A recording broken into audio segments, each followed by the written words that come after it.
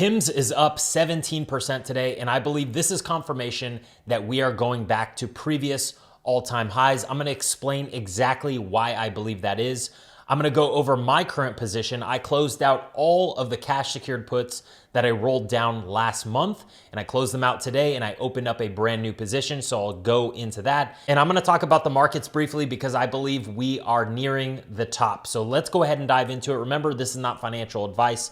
I'm just sharing what I'm personally doing for educational purposes only. Results may vary. Now, if we go into the account, as you can see, I reached new all-time highs in the account. And if you haven't subscribed yet and you want to follow my journey to 8 figures, then go ahead, click that subscribe button down below. And if you get any value out of this video, please hit the thumbs up button. I'd really appreciate that. Now, we're going to go into the realized gain loss, okay? Today, I closed out that HIMS position. As you can see, 17.9K, all right? Now, I'm gonna talk about this and why I decided to close out the position and which strikes I chose for the next one, okay? But before we do, I wanna show you I'm not the only one doing it. As you can see here in Options University, my private mastermind, we have many members sharing their inspiration here in this section. As you can see, Elena joined 1 month ago and she's already up this much, so that's great. Jacob just passed the 6-figure mark, so congrats to him. And then we have lots of clients sharing their inspiration on a daily basis. And obviously results vary based off account size and risk tolerance, but it's great to see that this is possible. Now, if you want access to that, that will be at the top of the description. We even have client testimonials that I upload every week there that you could watch, and then even book a call with me or one of my team members. And if you do want my free trade ideas, I give those away on Instagram and my free newsletter, which are both down below in the description. But let's go ahead and jump into it, okay? QQQ here, trading at 563. Now, we did have a little baby pullback yesterday, all right? VIX shot up to, the fear and volatility index shot up to around 17, and now the VIX is at 1539. So let me tell you what that means, okay? Because the market is melting upwards, and I do believe we could hit the 580 area on NASDAQ, or on QQQ rather. Okay, so I am watching this 580 area, and I'm kind of telling myself, okay, that potentially could be the top when we roll over, okay? The reason I'm saying that is because fear, okay, is almost sub 15. Now, if you take a look at my fear and volatility index levels, as you can see, we're trading at VIX 15 to 20. We're in that 15 range, right? And almost going sub 15. So technically, I could have 60 to 80% of my cash allocated or 20 to 40% in cash. I currently have 10, so I'm very aggressive.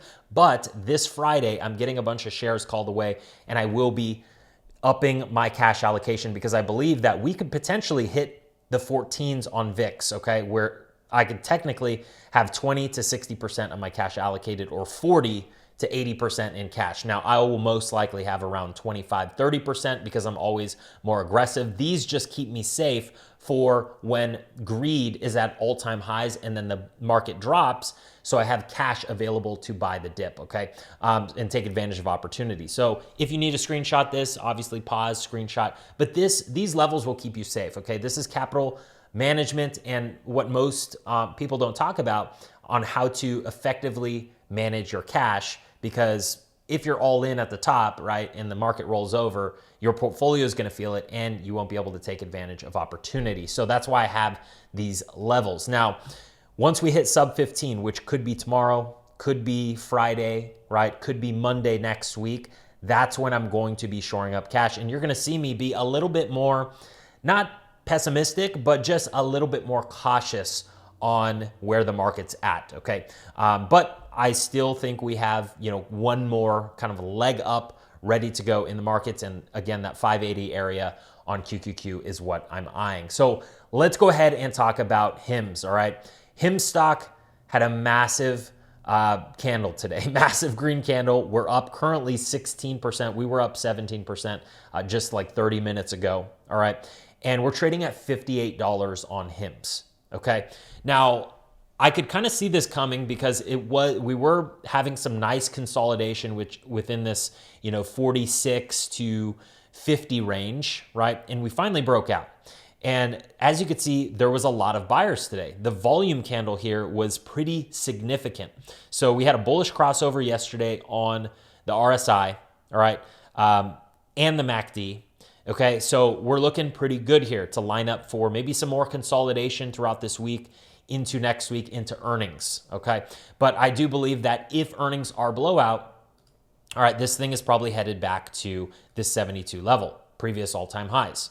And it wouldn't be far-fetched for a stock like this with a bunch of shorts. There's a lot of people shorting this stock, and what we saw today could have been a small beginning of a short squeeze, and we could see a bigger short squeeze upwards. Now, why am I so bullish on HIMS? Okay, first off, the company is very small, okay, relative to other companies in the space, 13 billion market cap. They have a great PE ratio, 69. For a high growth company, that's actually very low for a growth company. If you look at other growth companies like Palantir and DoorDash and companies like that, you know, the PE ratios are in the multiple hundreds. And this now is an AI company, and I'm going to show you why that is, okay? But as you can see, cash on hand is huge. So that's why I like the company so much, because, okay, PE ratio is actually really good. It's sub 100, but even if it was higher, they have enough cash to cover their debts like 5 times over, okay? They do have profit margins, so that's good. We want to see positive earnings and profit margins, and I believe next earnings could be pretty significant. Now, since all of this stuff with the Novo Nordisk deal falling out happened, there's been a lot of changes with this company, okay? So first off, a very big piece of news, Andrew Dudum, okay, he's very active on X, and he's the CEO, and he announced that they just hired the VP of AI, which is Shankar Sadasivam. So now they have a vice president of AI that's actually working on their AI healthcare platform. So HIMS has tons of customers, they have tons of data, and they have an app where all of these customers communicate with the app and have obviously put in their personal information. And that is super strong as far as AI healthcare advancements. So, you know, obviously the CEO sees this company not only as a telehealth company, but also an AI healthcare company. So this is huge, obviously dipping their toes into the AI space. Now, since that happened, HIMS and HERS to offer generic semaglutide in Canada as Novo Nordisk patent lapses. So this is a new piece of news as well. Apparently Novo Nordisk will lose its patent protection on its branded semaglutide drugs, Ozempic and Wegovy, in Canada after not paying a maintenance fee in 2019. So that's not looking good for Novo.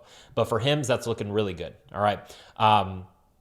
Also, we see their global expansion, right? They acquired a company called Zava with 1.2 million users already. So now they have more active customers that they're expanding in Europe that they can offer the current products that they offer, right? And TRT and menopause products are coming out as well. And they probably will talk about that in Q2 earnings. So this is massive, expanding globally, right? They're making this initiative, and they just hired also a new chief product officer that was previously at Robinhood. That's something I didn't pull up as well, but that's, another A player on the C-suite team. So really a lot of stuff we want to see. And then obviously, a lot of people were misunderstanding of their compounded GLP-1s. A lot of people and investors were misunderstanding that they were thinking that, oh, well, HIMS can't sell that anymore. They definitely can. And there is basically the FDA stated that as long as these compounded GLP-1s are personalized dosages, basically meaning made to order. So a patient comes in, they say, hey, I rather try out this compounded GLP-1 that you guys have, the HIMS and HERS brand, because of side effects. And then the prescription is made, and then they make and fulfill that order. So that is totally within the legal boundaries of the FDA. So that's why they're still offering it. If you go to their website, compounded GLP-1 starting at $199 a month, okay? They also have the generic liraglutide for $299 a month, which is cheaper than Wegovy, okay? So really nothing has changed. Nothing has changed fundamentally with the company. In fact, it's only gotten stronger and better in their mission to serve the community and, provide affordable and accessible healthcare has improved. And that's why I really stand by the company. Not only do they have good fundamentals, tons of cash on hand, a nice looking chart, but the CEO actually stands by, his word. So that is very, very positive. So what I did in the account, and remember, this is not financial advice. I'm just sharing what I'm personally doing for educational purposes only. Let's go ahead and dive into the account. Results may vary. But as you can see, okay, if we go to, obviously we looked at the realized gain loss for the day, 17.9K, all right? My loss on the HIMS puts when I rolled them down last month was 24,000, okay? I took a 24,000 loss for rolling those puts down, but opening up a new position to make up for the loss, right? So I closed out that position at a 17,900 profit, right? So the amount of money I have remaining to make up for is $6,100, right? And I did that today because I sold 20 50 strike puts for August 29th, and basically that yielded a 9,550 in premium, okay? Premium collected. So now I'm at a positive $3,450 for August, all right? And that's basically what I did with the position. And the coolest part about this was I actually decreased my exposure. I previously had 140K in cash secured puts, and I reduced that down to 100K. So I feel a lot more comfortable with this position being around 10% of my portfolio. And, I'm making some premiums for August. So that's very awesome. And that's what I did. So I went to the options chain. I went out 37 days, right? And I went to those 50 puts. Now, when I sold these, okay, they were basically, I collected around $5, or it was like $4.80, okay, per contract, or 480.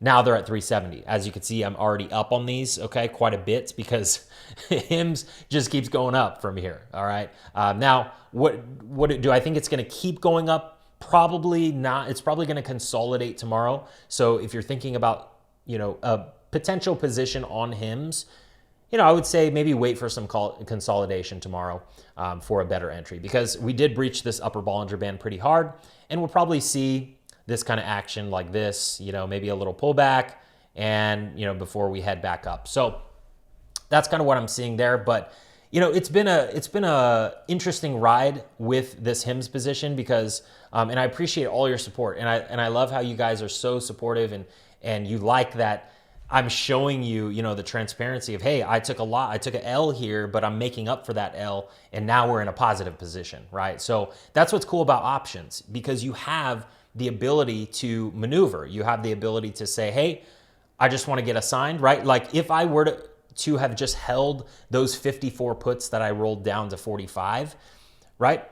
Those would have expired this Friday, and I would have made the full premium, right? And I wouldn't have gotten assigned the stock. So hindsight 2020, it would have been better to just hold my puts, not roll down, right? But for me, I said, hey, I'm just going to be safe and just roll them down so that if in the event HIMS goes down to 35, I'll be able to collect some covered call income at the 45 strike, right? At my cost basis, okay? That's initially why I rolled down, okay? Because I was thinking 2, 3, 4 months out, but it looks like HIMS is making a nice rebound here. So hindsight 2020, I could have kept those puts, but hey, all in all, I'm happy with the position, and it's a wonderful stock, and I believe there's a lot of growth in the potential future for this stock. So if you enjoyed this video, you enjoyed this update, please give it a thumbs up, and I'll look forward to seeing you on Friday's update. Take care.